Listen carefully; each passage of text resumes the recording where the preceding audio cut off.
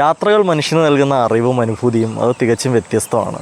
ഞാനിപ്പോൾ നിൽക്കുന്നത് തൃശ്ശൂർ ജില്ലയിലെ പീച്ചി എന്ന് പറയുന്ന സ്ഥലത്താണ്. പീച്ചി ഡാമിൻ്റെ ചോട്ടിലാണ്. ഏകദേശം 1950കളുടെ തുടക്കത്തിലൊക്കെ പണി കഴിപ്പിച്ചൊരു ഡാമാണ്. കരുവന്നൂർ പുഴയുടെ പോഷക നദിയായ മണലിപ്പുഴയുടെ കുറുകെ നിർമ്മിച്ചിരിക്കുന്ന ഒരു അണക്കെട്ടാണ് പീച്ചി അണക്കെട്ട്. 1947 ഡാമിൻ്റെ നിർമ്മാണ പ്രവർത്തനങ്ങൾ ആരംഭിച്ചത്. ശേഷം 1958 നിർമ്മാണം പൂർത്തിയായി.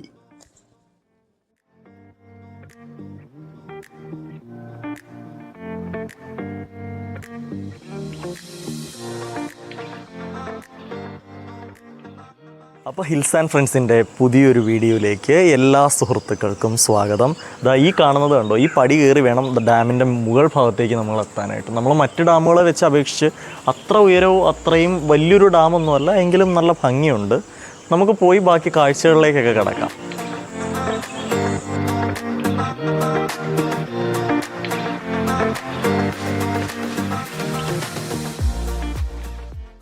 ഡാമിൻ്റെ ഉയരം കണക്കാക്കപ്പെടുന്നത് 41.85 മീറ്ററും നീളം 213 മീറ്ററും വീതി 4.27 മീറ്ററുമാണ്. പ്രധാനമായും 4 സ്പിൽവേകളാണ് ഡാമിന് ഉള്ളത്. ഇത് വന്ന സമയത്ത് ഉദ്ദേശിച്ചതിനേക്കാളും കൂടുതൽ ഇത് തുറന്നു വിടുകയും ഈ താഴെ കാണുന്ന കടകളും പിന്നെ വീടുകളും ഒക്കെ വെള്ളം കയറി ഒരുപാട് നാശനഷ്ടങ്ങളും കാര്യങ്ങളും ഒക്കെ ഉണ്ടായിട്ടുണ്ട്. അത് വാർത്തകളിലെല്ലാം ഉണ്ടായിരുന്നു.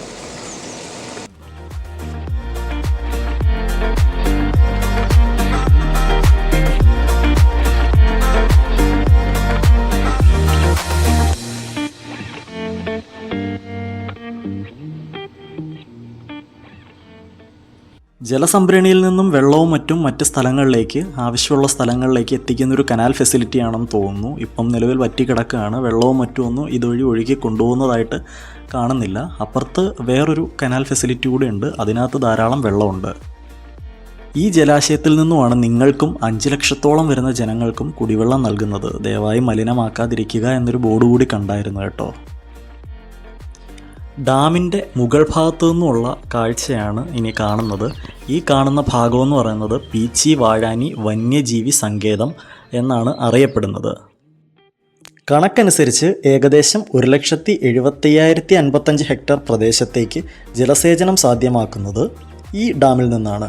മുകുന്ദപുരം, തലപ്പള്ളി, തൃശ്ശൂർ, ചാവക്കാട് പിന്നെ അതിർത്തി പ്രദേശമായ വാണിയമ്പാറ വരെ ജലം കൊണ്ടുപോകുന്നത് ഈ ഡാമിൽ നിന്നുമാണ്. ഇപ്പോഴത്തെ ജലവൈദ്യുത പദ്ധതിയെക്കുറിച്ച് പറയുകയാണെങ്കിൽ പ്രതിവർഷം 33 ലക്ഷം യൂണിറ്റ് വൈദ്യുതി ഉൽപ്പാദനമാണ് KCB ലക്ഷ്യമിടുന്നത്. മുകളിലൊരു കടയുണ്ട്, പിന്നെ ഒരു വാച്ച് ടവറും കാര്യങ്ങളൊക്കെ ഉണ്ട്. അങ്ങോട്ടേക്കൊക്കെയാണ് ഇനിയും കയറിപ്പോയി കാഴ്ചകൾ നമ്മൾ കാണാൻ പോകുന്നത്. ധാരാളം പടി കയറി വേണം കേട്ടോ വാച്ച് ടവറിൻ്റെ മുകളിലേക്ക് എത്താൻ. മുകളിൽ എത്തിക്കഴിഞ്ഞാൽ കാണുന്ന കാഴ്ചകൾ അതിമനോഹരമാണ്. ഡാമിൻ്റെ ആ ഭാഗം മുഴുവൻ നമുക്ക് കാണാൻ പറ്റും. പിന്നെ ആ ദൂരെയായി കാണുന്ന ആ മലനിരകൾ നെല്ലിയാമ്പതി ഭാഗമാണ് എന്നാണ് പറയപ്പെടുന്നത്. ശേഷം നമ്മൾ നടന്നു വരുമ്പോൾ ഒരു ഫോറസ്റ്റിൻ്റെ ഓഫീസ് കണ്ടായിരുന്നു. അവിടെ ഈ ട്രക്കിങ്, കുട്ടവഞ്ചി അങ്ങനെ ഒരു ബോർഡ് കണ്ടായിരുന്നു. അതിനപ്പുറത്തേക്ക് നമുക്ക് എൻട്രി ഇല്ല.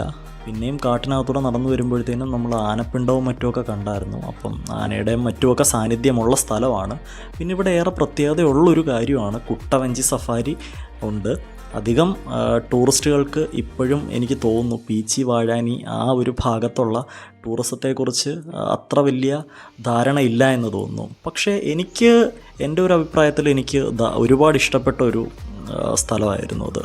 ധാരാളം സമയം സ്പെൻഡ് ചെയ്യാൻ പറ്റും. പിന്നെ അവിടുത്തെ ഒരു സമയം എന്ന് പറയുന്നത് രാവിലെ 6 മുതൽ 8 മണി വരെയാണ് അവിടുത്തെ സന്ദർശന സമയം എന്ന് പറയുന്നത്. വനമേഖലയിൽ കൂടെ തന്നെ നമുക്ക് ധാരാളം സമയം നടന്ന് ചിലവഴിച്ച് നമുക്ക് വന്നു കഴിഞ്ഞാലും നമുക്ക് വൈകുന്നേരം പോയാൽ മതി. മറ്റ് ക്യാൻറ്റീനുകളിൽ നിന്ന് ഭക്ഷണവും മറ്റുമൊക്കെ അവിടെ നിന്ന് തന്നെ നമുക്ക് കഴിക്കാവുന്നതാണ്. ഭക്ഷണം ഉണ്ടാക്കി കൊണ്ടുവരുന്നവർക്ക് അങ്ങനെ അവിടെ ഇരുന്ന് കഴിക്കാനുള്ള സാഹചര്യങ്ങളും സന്ദർഭങ്ങളും ഒക്കെ ഉണ്ട്. തൃശ്ശൂർ ജില്ലയിലുള്ളവർക്കാണെന്നുണ്ടെങ്കിൽ ഒരു 1 ഡേ ട്രിപ്പായിട്ട് വന്നു പോകാൻ സാധിക്കുന്ന ഒരു സ്ഥലമാണിത്. പിന്നെ പുറത്തുനിന്ന് വരുന്നവർക്കാണെന്നുണ്ടെങ്കിലും താമസിക്കാനായിട്ട് ചെറിയ ചിലവിൽ റൂം ഫെസിലിറ്റീസും കാര്യങ്ങളും ഒക്കെ ഉണ്ട്. പിന്നെ അതിമനോഹരമായ ഗാർഡൻ, അവിടെ കുറേ ശില്പങ്ങൾ, പിന്നെ നമ്മുടെ പഴശുരാമൻ്റെ പ്രതിമ കാര്യങ്ങൾ, അങ്ങനെയൊക്കെയുള്ള കുറേ സംഭവങ്ങളൊക്കെ കൊത്തിവെച്ചിട്ടുണ്ട്. ഞാൻ വീഡിയോ ഒരുപാട് ദീർഘിപ്പിക്കാതിരിക്കാൻ വേണ്ടി വളരെ ലിമിറ്റഡായിട്ടാണ് കാര്യങ്ങളൊക്കെ ഷൂട്ട് ചെയ്തിരിക്കുന്നത്. അപ്പം എൻ്റെ വീഡിയോ നിങ്ങൾക്ക് ഇഷ്ടപ്പെടുകയാണെന്നുണ്ടെങ്കിൽ നിങ്ങൾ മാക്സിമം ഷെയർ ചെയ്യുക, ലൈക്ക് ചെയ്യുക, സബ്സ്ക്രൈബ് ചെയ്യുക, മറ്റുള്ളവരിലേക്ക് എത്തിക്കുക, സപ്പോർട്ട് ചെയ്യുക. അപ്പം അടുത്ത വീഡിയോ ആയിട്ട് കാണുന്നത് വരെ എല്ലാവർക്കും ഒരു നല്ല ദിവസം നേരുന്നു.